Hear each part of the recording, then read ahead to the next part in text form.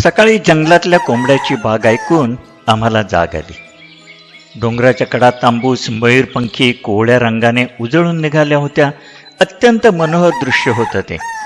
माझ्या आयुष्यात मी कित्येक जंगलातल्या पहाड बघितल्यात, पण मला प्रत्येक वेळेला त्यात वेगळेपण दिसत आलं आहे. प्रत्येक वेळेचा नवोन्मेष अत्यंत रेखीव आणि बहारदार होता. बंगल्यापासून एका मैलावर असलेल्या रंगमपेठमधल्या एका कोंबड्याने मघाच्या कोंबड्याला साथ दिली. जंगलातून एका मोराची केकावली कानावर आली. कुठेतरी हरणाची भयभीत ललकारी कानावर आली. बहुधा काल रात्री आम्ही ज्या बिबळ्याचा सोईंगचा आवाज ऐकला होता तो आता परतीच्या मार्गावर असणार आणि तो त्याला दिसला असावा. आम्ही न्याहारी म्हणून बंगलोरहून आणलेल्या चपातीबरोबर मांसाचे काही तुकडे फ्राय करून खाल्ले. त्यानंतर देवने केलेली कडक कॉफी प्यायलो आणि मग घराबाहेर पडलो. प्रथम आम्ही जिथे व्यंकटम्मा नाहीशी झाली होती त्या पिंपळाच्या झाडाकडे गेलो. तिथे जमिनीवर काही खाणाखुणा आढळतात का ते बघितले. तिथे कल्याणी नदीच्या काठावर एका मोठ्या नर बिबळ्याचे ठसे दिसले. पुढे एका अस्वल मादीचे आपल्या पिल्लाबरोबरचे पायाचे ठसे सापडले. पण माझ्या अपेक्षेप्रमाणे मला वाघाच्या पंजाचे ठसे मात्र आढळले नाहीत. आम्ही पुन्हा आमच्या बंगल्यावर परतलो. पुन्हा एक कप कॉफी प्यायलो आणि रंगमपेठकडे निघालो. कालच्या बंगल्यावरच्या रखवालदाराने सांगितलेल्या कथेला पुष्टी देणारा वृत्तांत आम्हाला ऐकायचा होता. आम्ही जातात आमच्या भोवती बरेच लोक जमा झाले. तिथे पुन्हा एकदा कॉफीचा राऊंड झाला. दोराई, तो दुष्टात्मा फार कुशळ चपळ आहे. तो तुमच्या या बंदुकीच्या गोळीला दाद देणार नाही. तो तुम्हाला दिसणारच नाही तर तुम्ही त्याच्यावर कशी गोळी चालवाल. पण तो मात्र तुम्ही जिथे जाल तिथे तुमच्यावर नजर ठेवून राहील. दोराई, तो कोणताही आकार धारण करू शकतो. आता तिथे त्याचे राज्य आहे आणि आम्ही किंवा तुम्ही तिथे न जाणे हेच चांगले. एक अत्यंत वृद्ध वयस्कर अनुभवी आम्हाला सांगत होता. तुम्ही कशा अशा भाकड कथांवर विश्वास ठेवता?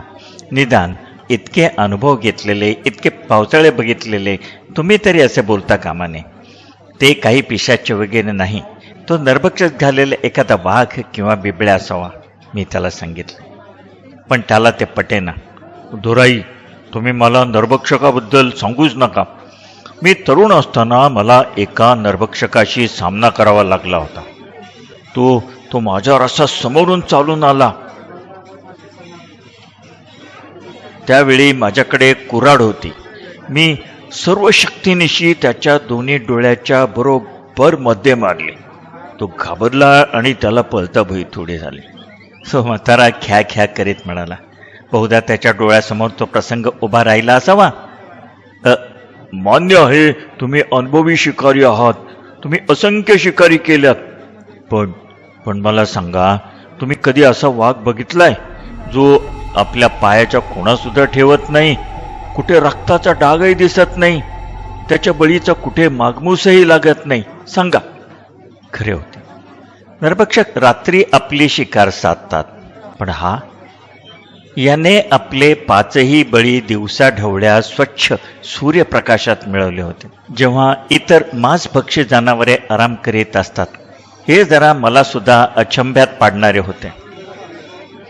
मी विचारात पडल्याचं बघून त्या म्हाताऱ्याला चेव आला. आई, तुमच्याकडे उत्तर.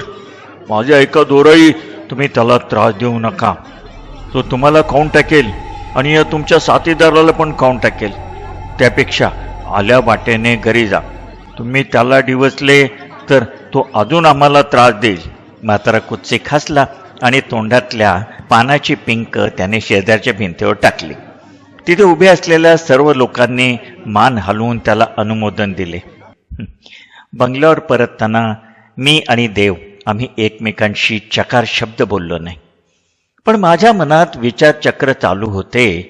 हा वाघ आहे तरी कसा?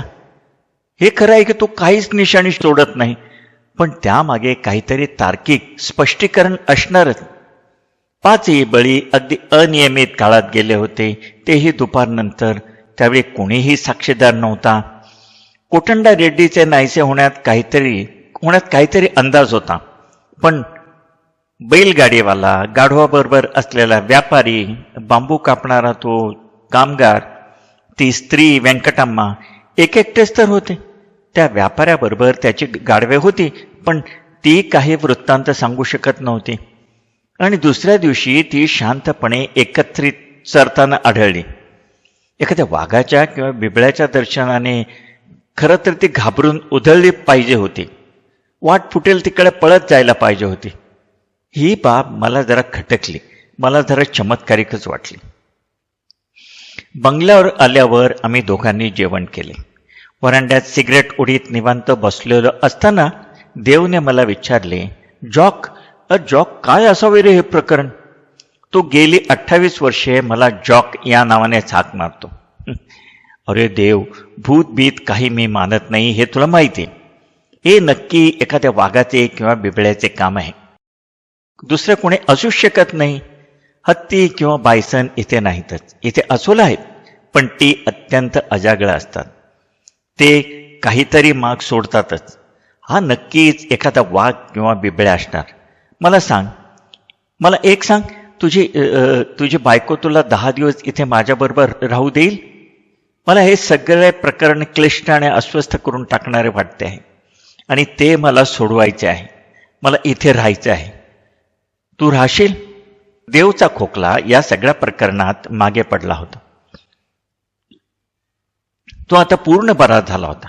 पण त्याच्या बायकोला जर आम्ही कळवले की त्याचा खोकला बरा झाला असून आम्ही अजून काही दिवस इथे राहायचं बघतोय, तर तिने नक्कीच परवानगी दिली नसती. म्हणून आम्ही तिला कळवलं की त्याचा खोकला अजून पूर्ण बरा व्हायला वेळ आहे, तेव्हा आमचा मुक्काम थोडा वाढणार आहे. दुपारी 3 वाजता आम्ही 4थ्या आणि 7व्या मैलाच्या दगडाच्या तिथे फेरफटका मारायला निघालो. विहिरीजवळ गेलो. तिथे आम्हाला कुठल्याही वाघाच्या पाऊल खुणा दिसल्या नाही. मात्र एका बिबळ्याचे पगमार्क्स दिसले. सकाळी येताना आम्हाला नदी काठावरून आम्ही जेव्हा आलो, तिथे सुद्धा एका बिबळ्याचे पगमार्क दिसले होते. पण ते आणि आत्ताचे हे दोन्ही वेगवेगळ्या बिबळ्याचे होते. म्हणजे तिथे नक्की 2 बिबळे होते, कदाचित 2पेक्षा जास्त. आणि त्यातला एखादा नरभक्षक असू शकेल. जर उत्तर हो असेल तर नक्कीच कुठेतरी काहीतरी सुगावा मिळायला हवा. कारण बिबळ्या वाघापेक्षा कमी शक्तिमान असतो. तो आपले भक्ष्य, तेही मनुष्य, फार लांब घेऊ जाऊ शकत नाही. तो तिथेच अथवा जवळपास भक्ष्य खाईल किंवा ओढत नेईल. आणि तेव्हा ओढत नेल्याच्या खुणा या आम्हाला दिसायलाच हव्या होत्या. हे सगळं प्रकरण गोंधळात टाकणारं होतं खरं. दुसऱ्या दिवशी सकाळी आम्ही त्या बांबू कापणाऱ्या टोळीला भेटलो. अजून ते तिथेच होते, पण त्यांच्याकडे ही भुताटकीशिवाय काहीच उत्तर नव्हते. कल्याणीच्या तीरावरून शोध घेतला. तिथून एक वाट उत्तर पश्चिमेला जात होती, ज्यावरून तो व्यापारी आपली गाढवे घेऊन गेला होता. आणि दुसरी वाट उत्तर पूर्वेला जात होती, ती उंबेल मेरूकडे जात होती. याच रस्त्यावर कुठेतरी कोठंडा रेड्डी नाहीचा झाला होता. त्या उंबेल मेरूच्या वाटेने जाताना प्रथमच आम्हाला वाघाच्या पगमार्क्सचे दर्शन झाले. याचा अर्थ स्पष्ट झाला की तिथे एक वाघ आहे. संध्याकाळी 18 मैलाची रपेट मारून आम्ही बंगल्यावर आलो, तेव्हा आम्ही दोघेही खूप थकलेलो आणि भुकेलेलो होतो. बंगल्यावर येऊन जेवून आम्ही झोपी गेलो. आणि त्या रात्री थकल्यामुळे म्हणा किंवा कोणत्याही कारणामुळे म्हणा अतिशय छान झोप लागली. दुसऱ्या दिवशी जागे झालो तेव्हा सूर्य बराच वर आला होता.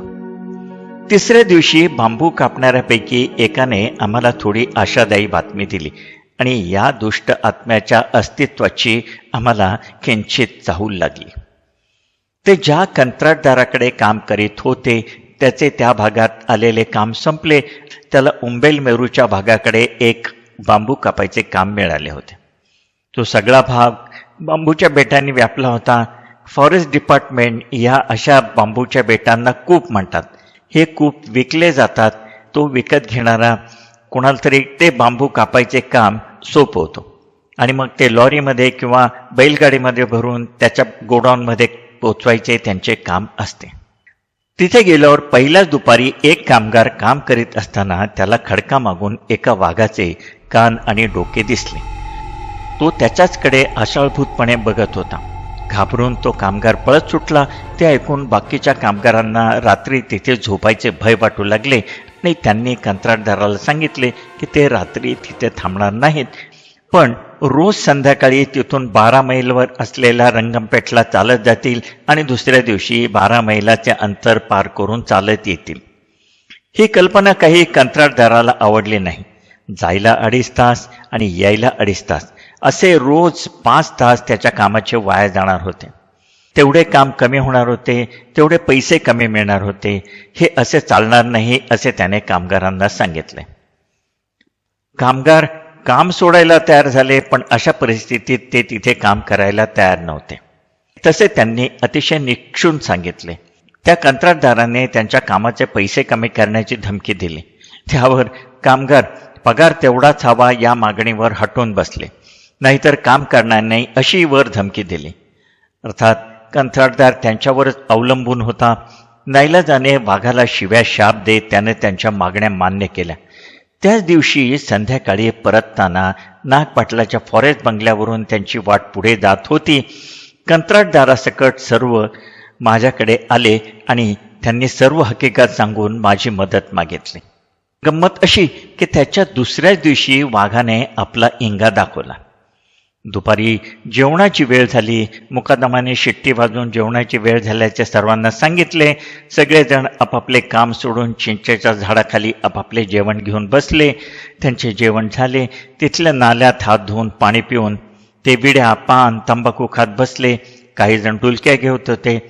मुकादमाने पुन्हा शिट्टी वाजवून काम चालू करायचा इशारा दिला. थोड्याच वेळात ठाकठोक बांबू कापायचे खरवतीचे आवाज त्या शांत परिसरात दुमदुमून गेले. त्याचे प्रतिध्वनी उमटू लागले. पण प्रत्येक जण आदल्या दिवशी त्या माणसाने वाघ बघितला असे सांगितले होते, त्यामुळे एका प्रचंड मानसिक तणावाखाली होता, सावध होता. केवळ त्या सावधानतेने एकाचे प्राण वाचले होते. काम करता करता त्याला समोरच्या कोवळ्या बांबूच्या गचपणात 2 हिरवे पिवळे क्रूर डोळे त्याच्यावर आदाशीपणे रोखलेले दिसले. तो सावध झाला आणि त्याच क्षणी वाघाने त्याच्यावर झेप घेतली. हा माणूस बरं झालं सावध होता. त्याने झटकन आपला धारदार कोयता त्याच्या दिशेने फिरवला. वाघाने तो अगदी काही इंचाने चुकवला. पण अशा प्रकारच्या प्रतिकाराची बहुधा वाघाला सवय नव्हती किंवा अपेक्षाही नव्हती. त्याने जमिनीवर झेप घेऊन पडल्या पडल्या तो भयंकर गुरगुरला, पण पुन्हा त्याच्यावर हल्ला करायची हिंमत झाली नाही आणि ज्या झुडपातून तो आला होता त्याच झुडपात तो दिसेनासा झाला. एवढ्या झाल्यावर तो माणूस नरड ताणून ओरडू लागला, वाघ वाघ वाघ. भयाने तो अगदी पांढरा फटक पडला होता. त्यानंतर तो धावतच पुन्हा चिंचेच्या झाडाखाली आला. त्याच्या ओरडण्याचा आवाज ऐकून बाकीचे सगळे कामगार त्याच्या भोवती जमा झाले. चिंचेच्या झाडाखाली त्यात कंत्राटदार पण होता. त्यानंतर कुणाचाही काम करायचा विचार नव्हता. मी आणि देव त्याच वेळी आमचा चहा व नाश्ता आटपून 3ऱ्या मैलाच्या दगडाजवळ आलो होतो. आम्हाला तो गलका ऐकू आला. साधारण 2 मिनिटे गेली ज्याने तो प्रसंग अनुभवला होता त्याच्याकडून प्रत्यक्ष त्याचा अनुभव ऐकण्यासाठी. आता 3:45 वाजले होते. मी त्या माणसाला आमच्याबरोबर येऊन अचूक जागा दाखवायची विनंती केली. तो आमच्याबरोबर यायला बिलकुल तयार नव्हता, पण मला त्याच्याकडून ती अचूक जागा व तो प्रसंग कसा घडला, कुठे घडला, तिथे मला काही खाणाखुणा दिसतात का हे बघायचे होते. त्यामुळे मी त्याला जरा तोडून बोललो. मी त्याला समजावण्यासाठी कोणता मार्ग अवलंबला हे मी तुम्हाला काही इथे सांगणार नाही, पण काहीच वेळात देव, मी आणि तो गतीने तो प्रसंग जिथे घडला होता तिथे आलो. 9 मैलाचा टप्पा पार करून आम्ही संध्याकाळी 6:30 वाजता तिथे पोहोचलो. अंधार पडायला काहीच वेळ बाकी होता, पण त्याची आम्हाला फिकीर नव्हती, कारण आम्हा दोघांकडे प्रखर टॉर्च होत्या. मला काळजी होती देवची. त्याला नुकताच डांग्या खोकला होऊन गेला होता. रात्रीचं थंड तापमान, धुके, दव, त्यामुळे त्याचा हा त्रास वाढायची शक्यता होती. मी तसे त्याच्याकडे बोलून दाखवलं. ओय, कोण म्हणतो मला खोकला आहे? होता कधीतरी, मी आता एकदम खडखडीत बरा झालोय, तो म्हणाला. त्या कामगाराने आम्हाला ती जागा दाखवली. तिथली वाघाच्या वजनाने तुटलेली बांबूची पाती दाखवली. जवळच मला त्याच्या पायाचे ठसे दिसले. अंधारात मला ते मादीचे आहेत की नराचे आहेत ते नीट समजले नाही, पण जमिनीवरचे ते मार्क्स पाहून मी उभा राहिलो, तो एका वेगळ्या समाधानात. शेवटी भुताटकीचे गूढ उलगडले होते. तो एक जिता जागता हाडामासाचा भित्रा भागूबाई पण अत्यंत घातक धूर्त असा वाघच होता. आता तिथून टॉर्चचे सेल जाळी जंगल तुडवत अंधारात 12 मैलाचा प्रवास करून पुन्हा त्या उंदरांनी भरलेल्या कोंदट बंगल्यात कशाला जायचे, त्यापेक्षा आजची रात्र इथेच काढूया असे मी ठरवले. देवने त्याला अनुमती दिली, पण आमच्याबरोबरचा तो कामगार मात्र नुसत्या या कल्पनेने त्याची गाळण उडाली. अर्थात त्याच्यापुढे दुसरा पर्यायही नव्हता.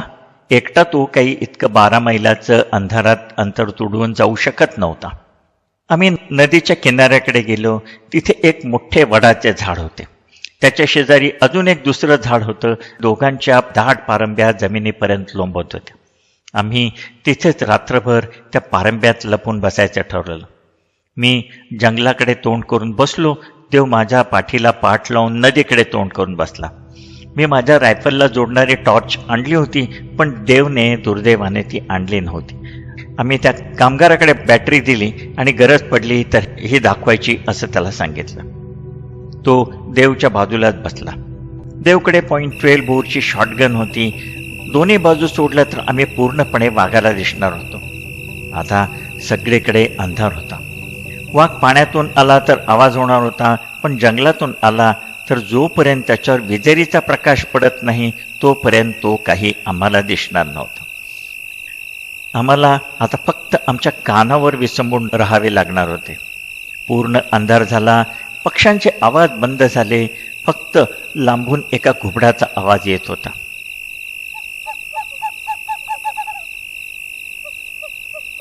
नदी किनाऱ्यावरच्या बेडकांनी आपले समूहगान थोड्या वेळात चालू केले.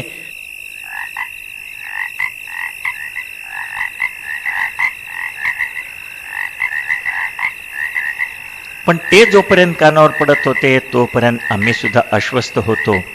एकदा का त्यांनी दडी मारली की कुणाला तरी ते घाबरून गेले आहेत हे आम्हाला कळले असते आणि आम्हाला त्यांनी सावध केले असते. पुन्हा एकदा घुबडाने गुदकार केला. आमच्या झाडामागच्या खोलगट भागातून एक फ्लोवर पक्षी ओरडला.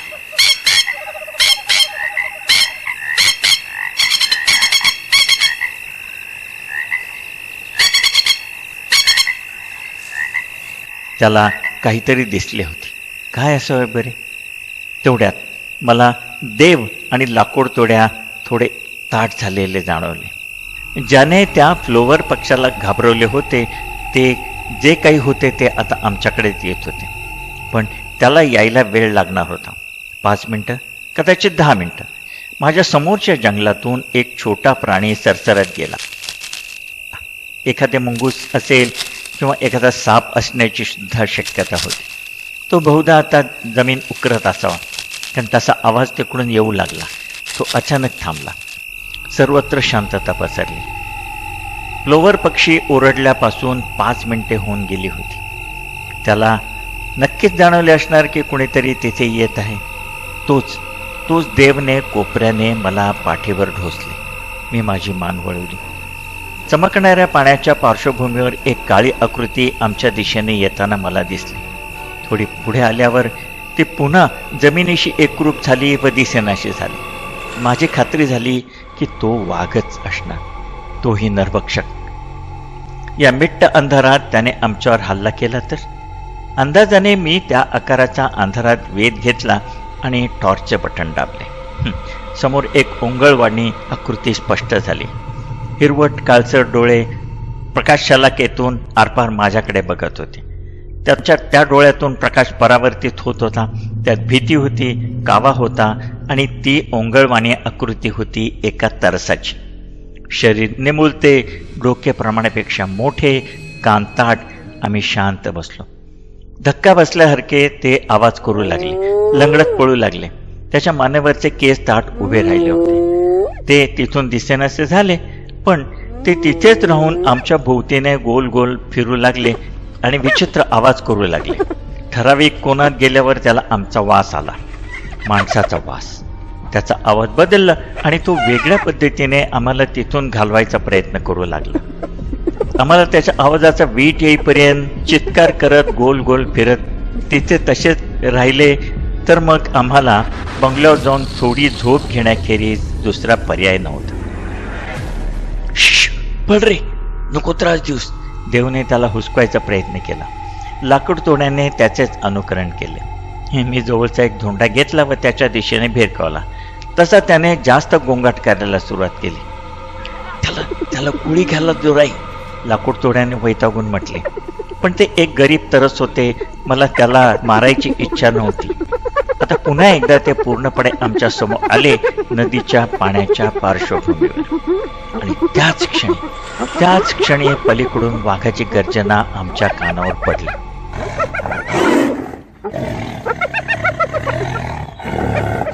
त्या आवाजाचा परिणाम तरसावर झाला. ते जागच्या जागी थिजून गेले. त्याने आवाज घेतला. पुढच्याच क्षणी ते अदृश्य झाले आणि सुकलेल्या पानावर धावत पळत गेल्याची सळसळ थोडा वेळ कानी पडत राहिली. मग पुन्हा एकदा स्मशान शांतता पसरली, धडकी भरवणारी शांतता. वाघ आसपास होता, पण तो कुठे असेल याची आम्हाला शाश्वती नव्हती. वाघ तरसासारखे आपल्या अस्तित्वाची किंवा येण्याची जाहिरात करत नाही. ते अत्यंत गुप्तपणे हालचाल करतात. तरसामुळे त्याला कळाले होते की इथे काहीतरी शिस्ते आहे. तो आता त्याची शहानिशा करील की तरसाप्रमाणेच नाहीसा होईल. आम्ही श्वास रोखून तो काय करतो याच्याकडे वाट बघत राहिलो. हा म्हणता 10 मिनिटे गेली, 1 तास गेला. आता फक्त रातकिड्यांचा आणि बेडकांचा आवाज येत होता. पण ती शांतता अत्यंत जीवघेणी होती. मला तर वाटले ते तरस परत येऊन आवाज करील तर बरं होईल. त्या भयान शांततेत निदान तेवढी आम्हाला साथ तरी राहील. मध्यरात्र झाली आणि उलटून गेली. ते उंदीर, घुशी, तत्सम प्राणी वाळलेल्या गवतावरून पळून आवाज करू लागले. वरून काहीतरी उडत गेले. त्याच्या पंखाचा आवाज झाला.